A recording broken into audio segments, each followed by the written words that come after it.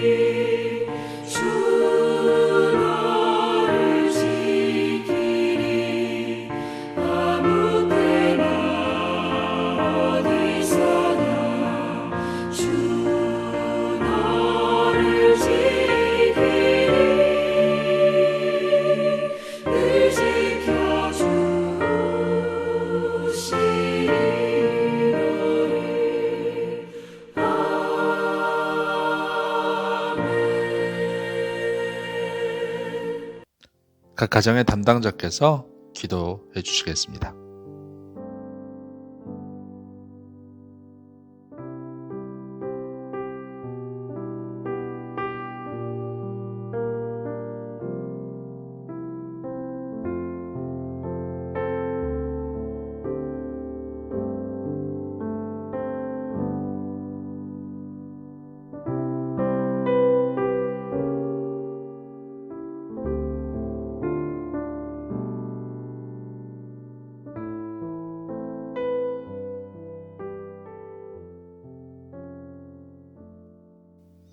오늘 말씀은 사무엘상 17장 41절에서 54절까지의 말씀입니다.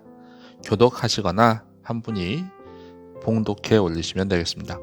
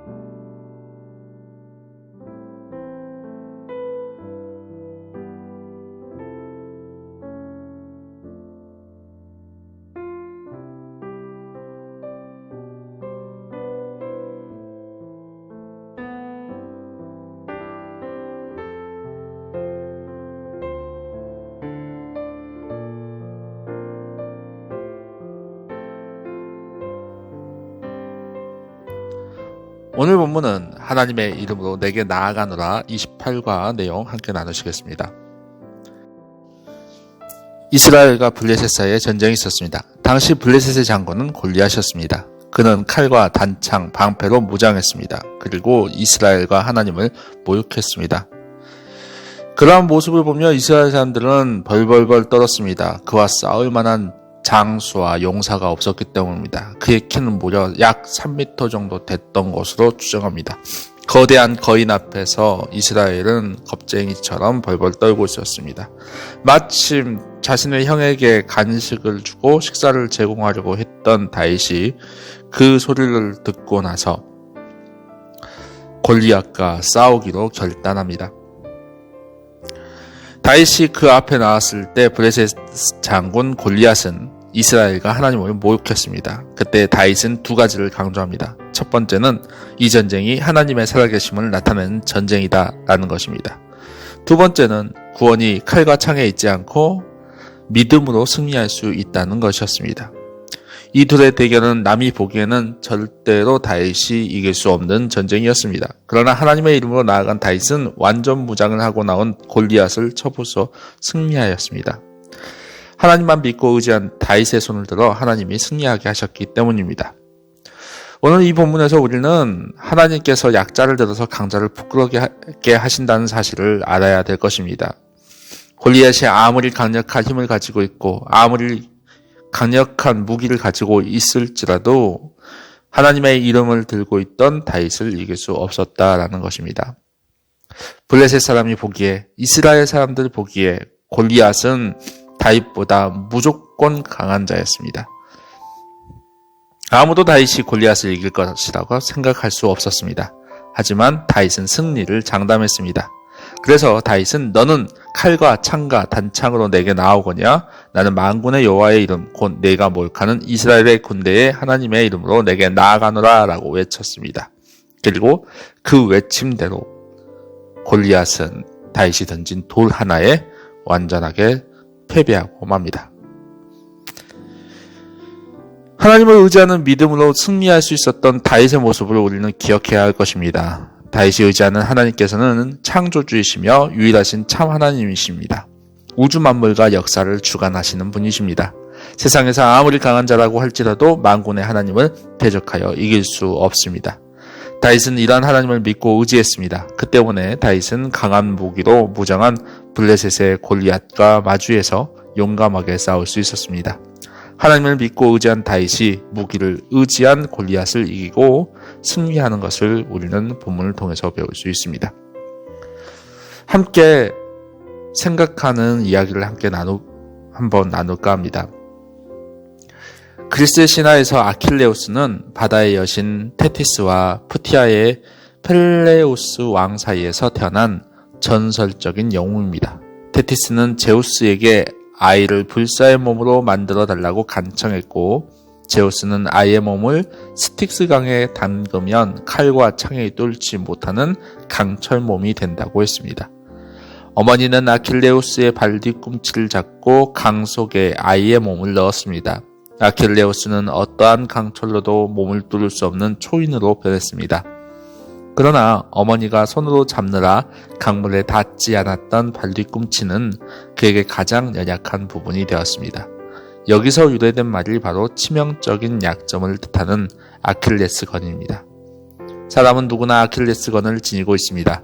이 세상에 아킬레스건을 지니지 않은 사람은 없습니다. 하지만 아킬레스건 때문에 좌절하고 실패하는 사람이 있는가 하면 오히려 그것을 하나님께 내어 맡기는 사람이 있습니다. 하나님께서는 필요하다면 아킬레스건까지도 사용하셔서 계획하신 일을 이루어 가십니다. 여러분들, 여러분의 인생에서 많은 약점들이 스스로 발견할 수도 있고 또는 남들이 그 약점을 발견하고 공격하기도 합니다. 하지만 약점의 약함 때문에 우리가 패배를 외치기보다는 하나님을 의지할 때 그 약점을 들어쓰시는 하나님을 만날 수 있게 될 것입니다.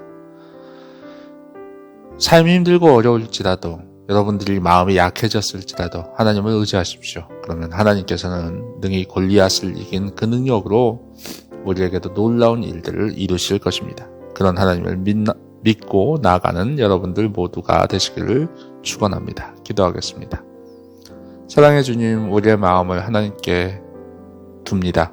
주님, 우리가 약할 때가 있습니다. 무너질 때가 있습니다. 그러나 소년 다윗을 들어 골리앗을 이기게 하신 하나님, 여호와 하나님께서 살아계신 것과 이스라엘의 주인이심을 보았습니다. 오늘 우리와 함께 하셔서 이 세상에서 하나님의 이름으로 담대하게 나아가 승리하게 하소서. 그리하여 우리를 통해 하나님의 살아계심을 나타내 주시옵소서. 예수님의 이름으로 기도드리옵나이다. 아멘. 그 가정마다 서로 약함에 대해서 이야기하시고 그 약함을 강하게 하시는 하나님을 믿는 기도의 시간 그리고 나눔의 시간들 가지시기 바랍니다. 감사합니다.